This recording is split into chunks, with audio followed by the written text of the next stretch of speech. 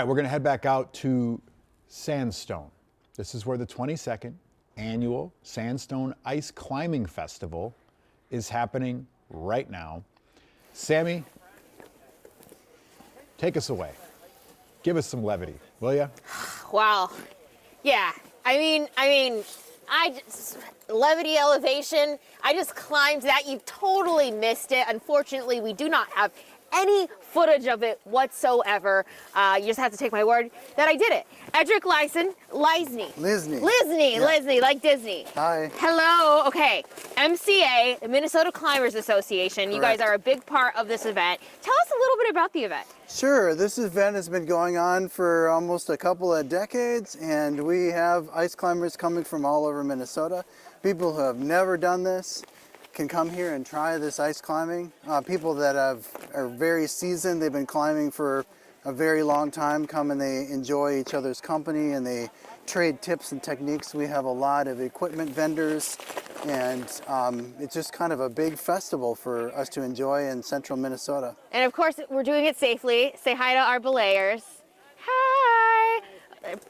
And speaking about safety, you have so much equipment that allows people to climb safely. So could you tell us a little bit about it? Absolutely. What are these the coolest shoes ever? Yeah.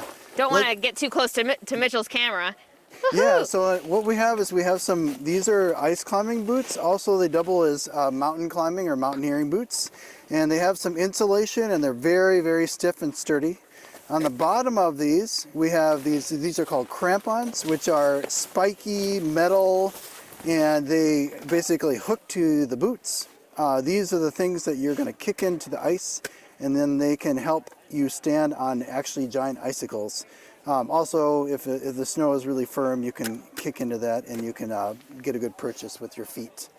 And then from there, what we do is, you're dressed warm, but also very sort of sleek and nimble to be able to move up this ice and not snag anything. And then, you know what, could you show us a little bit, a thing or two, as you go up? Yep, and then I have these ice axes, which have points, and we're gonna hook those in ice, and we can swing and we get those into the ice, and then we kick our feet and we move up this ice. Let's see it. Let's try it. All right, so what advice do you have for beginners? You were telling me you kind of want that A-frame a little bit. Well, and then the other thing, what I do is I'm gonna, when I kick my feet, I'm gonna stick my bottom out a little bit, and I'm gonna actually use my hip as a or my knee as a hinge, and then I'm gonna stand up on that, and then I'm gonna stand and put my hips into the wall.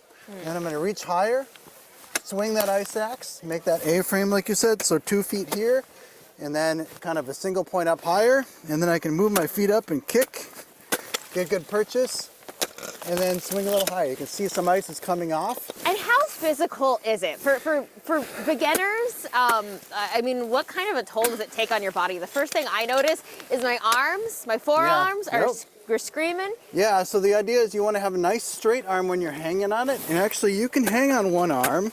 If you can keep your arms straight, you can shake out the other one.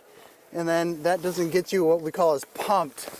So when we pump ourselves, that means we can't hang on anymore. We want to avoid that, so hanging on your bone is a better idea. Gotcha. Okay, a lot of interesting little tricks. We're going to get more to that. Yeah. And we're also going to interview a couple other ice climbers. You can see that there's a lot of these sort of ice waterfalls that people will have access to throughout the day. We'll take it back to you guys. Yeah, that's so cool. Who knew you had to go to the ice waterfall to get the pump?